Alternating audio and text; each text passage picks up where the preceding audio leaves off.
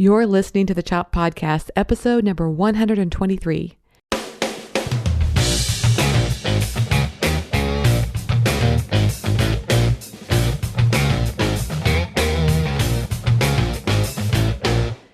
Hey everyone, I'm Marley of the blog Namely Marley. Thanks for joining me today for the 123rd episode of the Chop Podcast. You know this is the podcast designed for people just like you, bloggers who love food.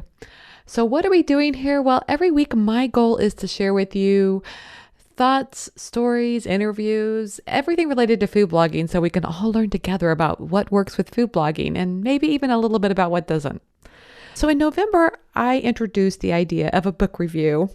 Obviously, I'm just inserting these here and there just as I find a book that's, particularly moving to me. And why am I doing this?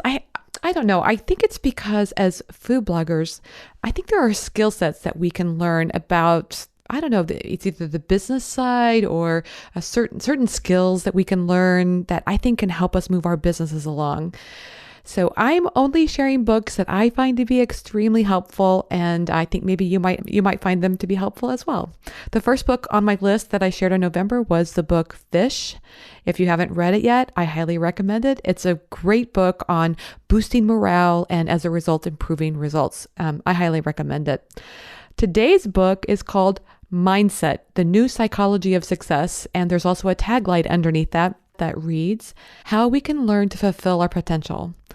It's by Dr. Carol Dweck, and you may have seen her on TED Talks speaking about this very topic, and I will leave links in the show notes page in case you want to check those out. They're definitely worth a watch. Okay, I love this book, and here's why. Because I've been reading and hearing a lot lately about the law of attraction. Have you heard about it? It's my definition of the law of attraction is this. You can influence things in your life by the way you think about them. And not just your thinking, but also the energy that you feel about these things as well. So if you say for yourself, I don't know, I'm never going to be a successful food blogger, those words have meaning, and that becomes kind of like a self-fulfilling prophecy for you. That's kind of like the idea of the law of attraction, is that, thoughts have meaning to them. And as you think that thought over and over, it kind of creates a certain, like I say, a self-fulfilling prophecy. You start to fulfill that if that's what your thoughts are. So regarding the law of attraction, I believe there's a lot of value in these kinds of statements that your thoughts can create realities for yourself. However, I just feel like there's an area where things start to get a little fuzzy for me. And I think it's when they start talking about parking spots. I don't know why, but it seems like every time I hear somebody talk about a law of attraction, they somehow start to talk about how they can envision a parking spot and that parking spot will come available for them, and it happens. And I guess that's where I really don't jive with it as much. Okay, I'm just not in that camp, and I don't know, there's like some level of magical thinking about that I just don't get into it. It's almost like you could say there's a continuum. There's this big long line, and on one end you've got kind of like woo-woo witch doctor folks that will tell you that drinking magic water will make you special, but in reality it's just everyday water, right? And then on the other side of that line, you've got these people who are completely logical, scientific people, kind of like Spock, that is only into rationality and analytics. And if it can't be proven in a random double-blind study, then it's not real. So I live somewhere in the middle because I really do love science. I greatly appreciate the advances that we have in this world today. And I think a lot of people give credit to other things other than science, like, medical advances that have caused, people to survive things that they couldn't have before. And I think that's awesome and really cool. And I'm so into science. I love it. However, well, let me just say this. I can be highly skeptical of things that lean toward the witch doctor side, because I think it's because in my childhood, I was probably the most gullible person I know. Like, I believed everything my sisters told me. And like, my one sister told me that if you swallow gum, it stays in your stomach for 7 years. And I believed that all the way into my late teens. I think I had this day where I was like, Oh, I bet she was making that up. Oh, that just made me so mad to realize that I had believed that all that time. And it's not like I sat around and thought about believing. It was just kind of like into my subconscious. So anyway, I don't know if that's one of the reasons I'm kind of skeptical about things, but when I hear things like you can envision parking spots and that parking spot will come available, I don't know, my skeptical radar goes off and it's like, who's to say that that's the best parking spot for you anyway? Like, isn't it better for you to walk? So then getting a parking spot further back is actually a good thing, right? Because then you get to walk and get more steps in. And also, there are times when a really good parking spot will come available to me. And sometimes I will just choose to take one further back because I feel like, what if there's somebody in greater need of that parking spot? Why not let them have that? What if there's somebody that's got a bad leg today or, got some other problems? They don't have a handicap sticker, but they definitely could use, a closer spot. So it just depends. I mean, if I'm in a real big hurry, I probably will take the parking spot. But anyway, I don't really quite understand this whole notion of envisioning a parking spot and that comes available. Okay. Now I want to tell you about something else that I believe that's kind of woo-woo, and I get into it. And that is Elizabeth Gilbert.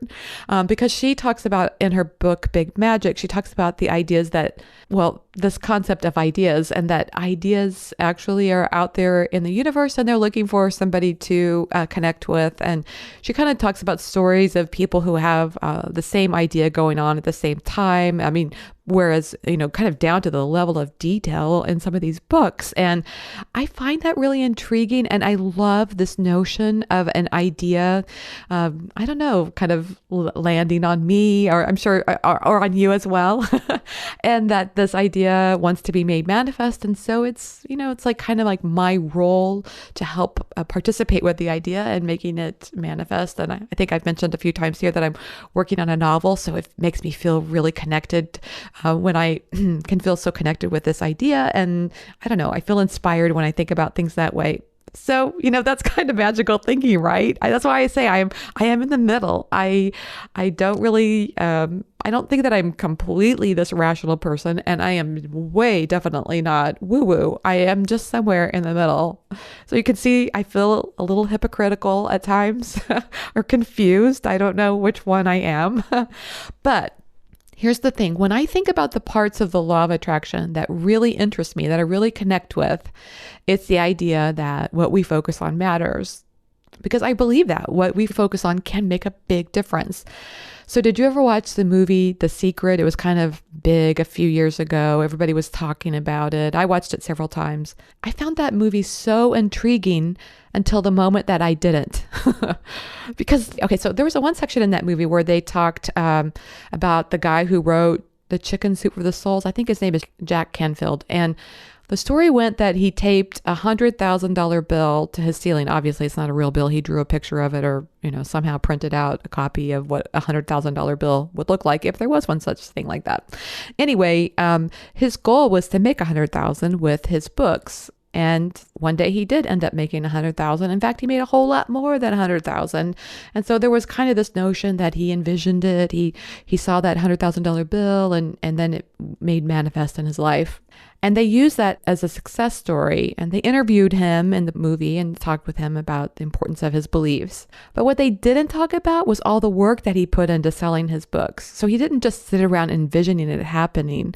I saw him interviewed after that where he talked about, I think if I remember correctly, he drove around in his car and he had those books in the back and he was selling them, to anybody who would buy them. And he spent nights and weekends and a lot of time working on getting that book sold until, he got a lucky break that came along.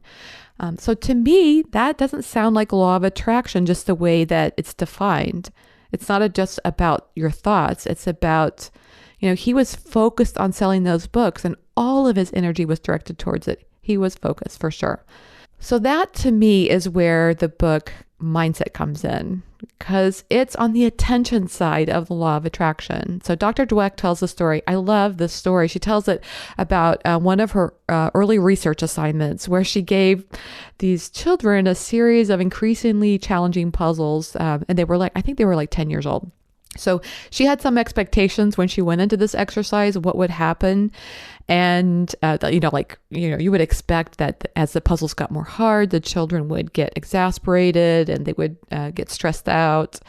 And that is what she found, except for a few of the kids. So she gave she told the story of this one kid that as the puzzle got harder, this is what he did. He pulled up his chair, rubbed his hands together, smacked his lips, and cried out, "I love a challenge." Isn't that so cool? She said another one was sweating away on one of the puzzles, and he looked up with this pleased expression and said with authority, "I was hoping this would be informative." Wow, I just want a tiny bit of their enthusiasm for a challenge, don't you? Because I sometimes feel like when I am faced with challenges, I am like, okay, this is it. I'm done. I am clearly not good enough for this. I cannot do this. So I don't know. Can you imagine moments like that where you feel frustrated, like about your blog or about, something that isn't working exactly the way you want it to? Can you imagine, rather than feeling like discouraged and ready to hang up everything and quit, that you might smack your lips together and say, "Ooh, I love a good challenge"? Well, Dr. Dweck explains how you can develop that skill. So she says there are like two fundamental mindsets. There's the fixed mindset and there's the growth mindset. So here's my take on these. As a person with a fixed mindset, you're going to think that you're either smart or you're not. You'll believe people are born a certain way. So you might believe like your intelligence, a person's intelligence is just very basic and can't be changed very much. You might feel the same thing about artistic abilities, that people are born with natural talents of being an artist. And so you either have that or you don't. You could say the same thing about likability. People are born with a natural talent to be liked or not. Or sales would be another area you might say that. You might say people have natural talents towards sales, and then there are other people that don't have that. So the thing is, the fixed mindset is just like that. It's fixed. You believe people don't change, and so you have to deal with what you're given. On the other side, there's the growth mindset, and that means you believe you can grow in intelligence or artistic ability or likability or sales. I think that's all we covered on that. Yeah. So but it's just about anything that, sports might be another area that you feel like on a fixed mindset, people are born a certain way. On a growth mindset, you believe that people can grow into things and change. Okay, so I realized when I read this book that I have spent a lot of time camped out in this fixed mindset area. And sometimes it's kind of created I guess I would say it's like a chip on my shoulder kind of mentality. She talks about this, that perfectionists have a tendency to have a fixed mindset. And as a result, they're just trying to prove themselves to the world. And I think that's my chip on my shoulder. Like, I want to be smart. I want to be these things so badly that it's like a tendency to want to have to prove myself, whether it's in a discussion with people or whether it's, I don't know, in the work that I do, whatever. Take more classes, get better grades, do all these things that I feel like, people would see me as a success and that I'm smart. It kind of comes down to that. She actually asked this question in her book: is success about learning or proving you're smart? So she describes this other study with young children, and I think they're like 4-year-olds. And even at 4-year-old, as a 4-year-old, they can be grouped into two different camps where they're either in the fixed mindset or the growth mindset. And she talks about how she gave the children an option of choosing the current puzzle they're on or moving on towards a more challenging puzzle. And the kids that were in the fixed mindset had a tendency to want to stick with the current puzzle because their thought was, hey, I'm showing how successful I am at this puzzle. Why would I want to risk that? Why would I want to, have the potential to fail and have other people see me as a failure, rather than choosing the harder puzzle? And she actually describes one girl in the growth mindset who chose the harder puzzle. And she said, I'm dying to figure this other puzzle out. So again, it's that same enthusiasm for trying new things, even at the risk of failing and looking like you don't know as much in front of others. So if you have the story in your head that smart people always succeed and that then you want to be smart and be successful, the problem is then you can be falling prey to this fixed mindset. And I say you, and I put myself in that category because I definitely have dealt with this in my life. So let's go over a couple of examples of, people that are in a fixed mindset. Think about a time when you felt special.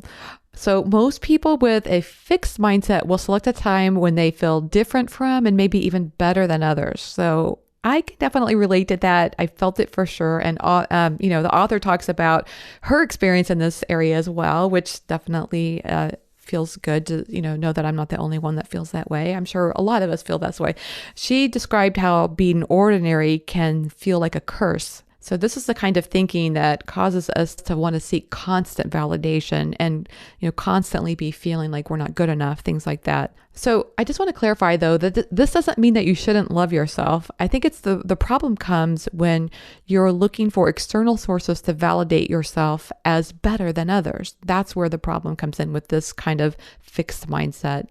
Here's another question to ask yourself. How do you react to failure? She asks her audience to answer this question. Do you think of failure as an action word, I failed, or as an identity, I am a failure? So overly identifying with failure is a true characteristic of a fixed mindset. So if you get attention for something you're really great at, then that can start to become a burden because, the author gives the example of becoming the best in her school at spelling bees when she was a kid. And then when the teacher suggested she compete with kids at other schools in a community spelling bee, well, she didn't want anything to do with that because she was like, oh, I'm doing so great and I'm so well known in the school for being such a great speller. Why would I want to go to a bigger competition where I might lose? And again, you can see where, you are not just saying failure is this verb where you have failed at something. It's actually part of an identity issue. Like, oh my God, if I do this, then people will think I am a failure or I will feel like a failure. Okay, so she clarifies that even people with a growth mindset can feel the pain of failure, but it's just not something that defines you. So she tells a story. I love the story about an NFL player. Oh my God, I can just put myself in this player's positions, even though I've never played in the NFL, but I did play some football as a kid and also in high school. But anyway, she talks about an NFL player who played for the Minnesota Vikings. And so he recovered a fumble and he grabbed the ball and he ran it into the end zone. He was so excited. The crowd was cheering. The only problem is he ran into the wrong end zone. So he had just scored a touchdown for the other team. Oh my God, could you just even imagine doing something like that? And it was on national television. Everybody saw it. And this was before halftime. And I think according to the story, he was just humiliated and felt terrible. He scored a touchdown for the other team. Oh my God. So he went into halftime and went into the locker room and he just said to himself, you know what? I messed up. I made a mistake. I'm just going to move on. And the story goes that he went into the second half of the game and played lights out and just contributed so much. And in fact, his team won. And so I just love this story. It's a great example of a growth mindset to take a failure, to go ahead and feel bad about it, and then forgive yourself, turn it into a learning experience, and then, do something even better with it. So in a fixed mindset, failure feels like a loss to your core self. It can feel like this permanent trauma that you just can't get over. And I don't know. I remember last year in one of the episodes, I talked about being in a restaurant with this group of people that I didn't really know all of them very well. In fact, there were a couple I didn't know very well at all. And I said something completely stupid and I got called out on it by this person I don't know very well. And, I can still cringe today when I think about that moment, like, oh my God, why did I say that? But, now I'm really happy with myself that I learned to not let that define me. Like, of course, I had moments where I thought, oh my God, I hope this person doesn't think that's the kind of person I am. Of course, my life coach explained to me that it's really none of my business what other people think of me. I apologize to her in the moment and I need to move on. And so that's what I do. I have this, if my mind goes back to that moment and I start to feel the embarrassment and the cringe worthiness of it, I just forgive myself and move on. What I think about is if they're the kind of person that wants to define me by one thing that I said in one situation, then, that's kind of on them. It's really not about me at that point. That's the way I look at it. I also feel like, I have lived in the fixed mindset for a long time. I probably was brought up under those. I imagine a lot of people who are in the fixed mindset feel the same way. And so I give myself some grace in getting past that. So if sometimes I slip back into it, I'm not going to judge myself on it. I simply start to recognize, oh, yes, I can feel this need to be honest. I kind of think that's why I slipped in the first place. I felt like, I was in this situation where I might have been trying to prove myself. I might have had that huge chip on my shoulder, like I was trying to show something that, if I could have just relaxed and been in the growth mindset, I probably wouldn't have even done that in the first place. So kind of ironic, I guess. But anyway, here's another thing mentioned in the book that you can use to guide whether you're in a fixed or a growth mindset. When other people succeed, you feel small. So how do you react when other people succeed at something that you're passionate about? Maybe they get to 10,000 followers on Instagram. That's something that you've been wanting to do for a while. Or maybe they have found out that they got a huge traffic milestone and you're not there yet. Maybe they received a food blogger award that you've really been coveting. Here's the question. Do you feel happy for them? Or do you feel belittled or less valuable? I think that's really something to investigate. And I don't think, that you should feel bad at all if your initial reaction is to feel small as a result of their success, or to wonder, why did they get this when I do things that are great here as well? I think, though, just to let yourself, when I say yourself, again, I'm speaking to myself, that if I have those moments, I try to take a deep breath. And I try to hold them up. I think about what Ali Ebright said in a previous podcast episode. I think just a few weeks ago. She talked about this notion of how when you feel down about somebody else's success, the very best thing that you can do, it would be to lift them up. So if you know a food blogger that got an award that you kind of wanted, or maybe they got invited to work with a brand that you wanted to work with, why not send them a note out on Twitter and say congratulations, or on Facebook or Instagram, or some way acknowledge them very publicly, or even privately send them an email and tell them congratulations, that you're just so happy for them. You will be so surprised what a big difference that will make in the change to your mindset, and will kind of just definitely flip that on its edge. Okay, here's another characteristic of a fixed mindset. If you don't succeed, do you give up?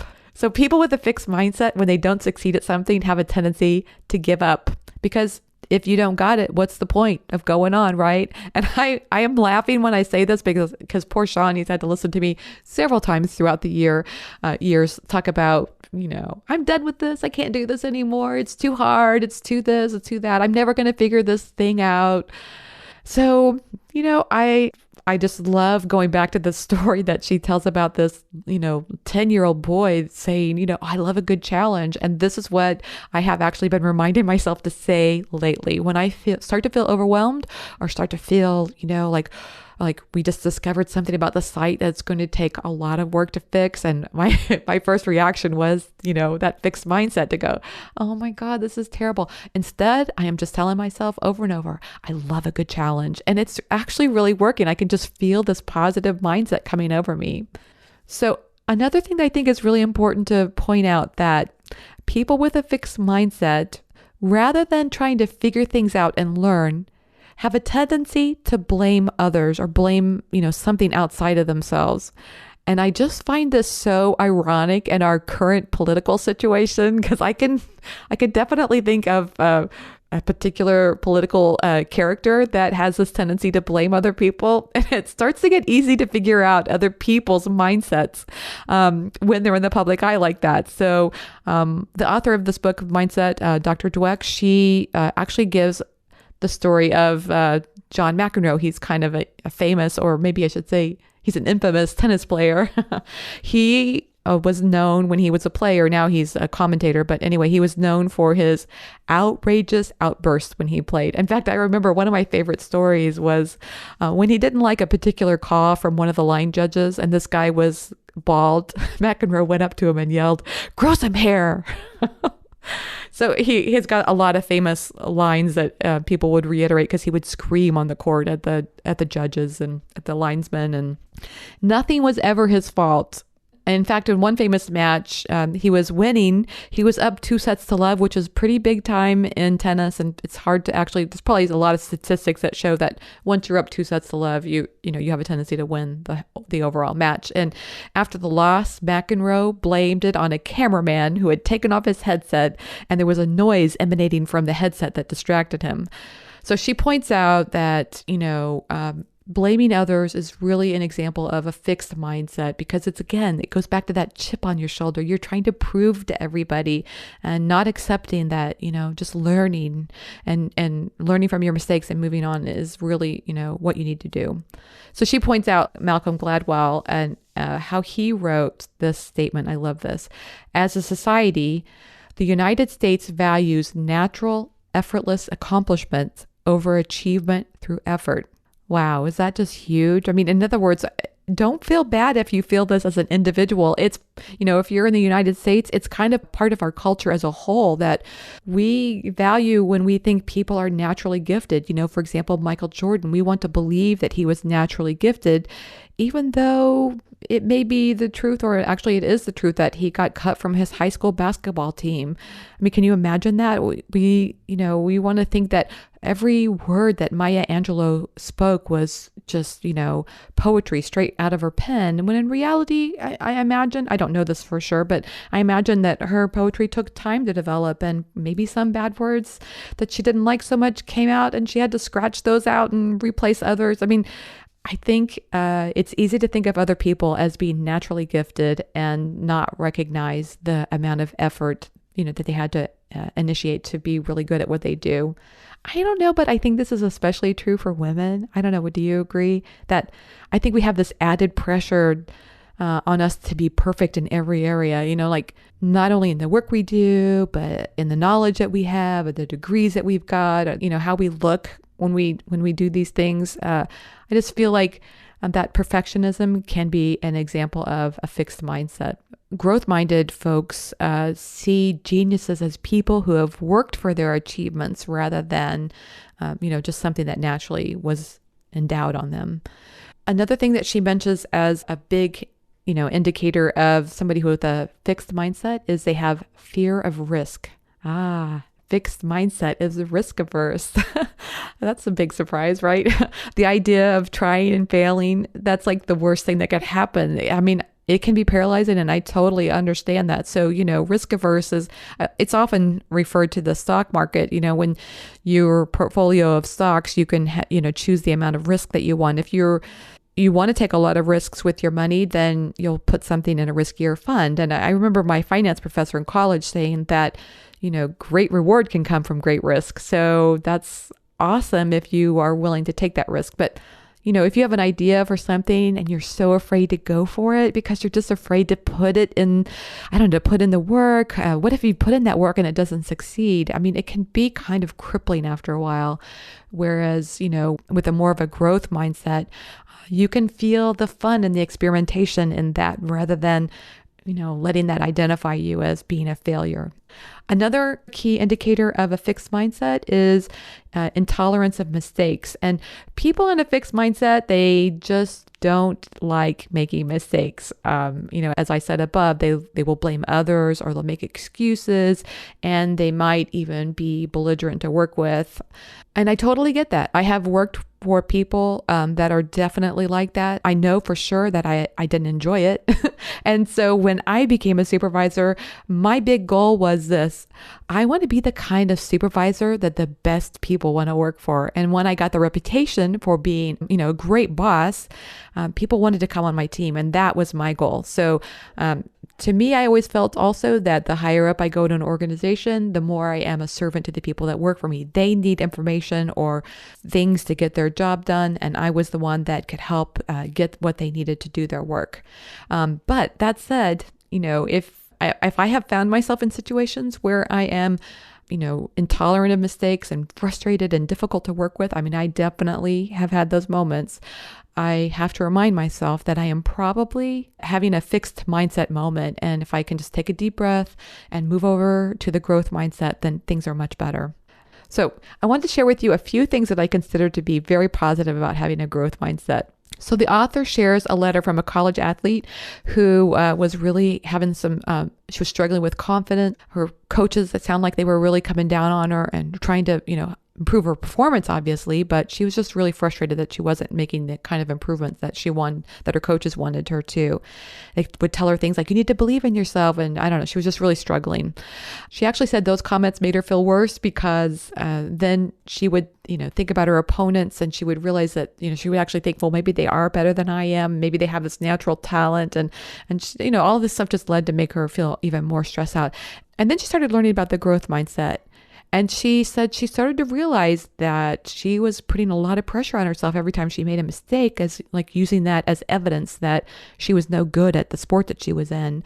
And once she started to learn that it was a learning opportunity, a mistake in her sport, rather than, a sign that she was no good, that it kind of took the pressure off of her. And she started to be more open about all these, mistakes that were happening. And then the next thing you know, she looked at them as opportunities rather than, like I say, evidence. And then she really started to fall for, I love this sport, and her mindset changed. And she said, actually, she didn't even need to rely on some belief and confidence. It was just there for her. So people with a growth mindset, they don't need to rely on confidence. So even when you think you're not good at something, you can still plunge into it wholeheartedly and you can stick to it. So this is just my brief overview of the book. To reiterate, the thing that I love about the law of attraction is that it teaches you to pay attention to your thoughts, to let go of the negativity in your mind. That negative, repetitive thinking can be so destructive. It's something to be aware of and try to, push it out of your mind. It definitely eats away at your confidence and everything. I also think the next step is to make sure your actions are in alignment with your thoughts. So according to Dr. Dweck, changing your mindset makes all the difference. So change your thoughts, change your action, change your life. Okay, I highly encourage you to read this book. I just went over a very small part of it. There's so much more to it, but I hope it helps you the same way it's helped me. I definitely feel this very positive mindset right now, and I would love for you to feel that as well. I'm going to start a post called Marley's Bookshelf or something like that, so you can follow along with some of the books that I'm reading.